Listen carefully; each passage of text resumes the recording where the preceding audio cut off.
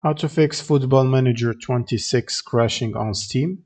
Go to the library, right-click on the game, open up the Properties window, go to Installed Files and click on Verify the Integrity of Game Files, and wait for this to finish.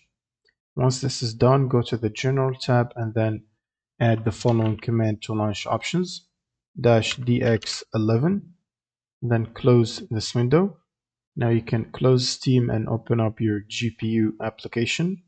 So for NVIDIA GPUs, you will need to have NVIDIA app installed, and then go to the drivers section. Make sure to download the latest game ready driver and install it.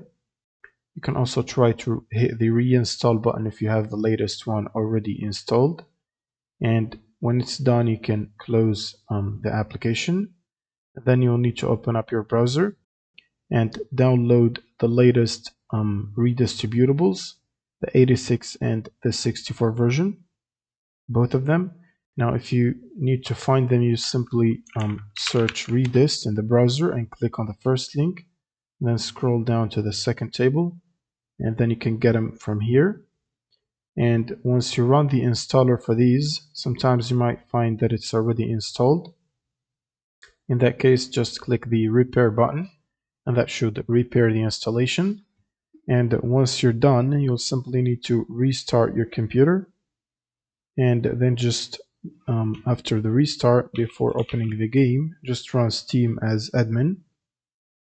And once you run Steam as admin, just launch the game from the library, and that should fix the crashing problem. Thanks for watching and subscribe.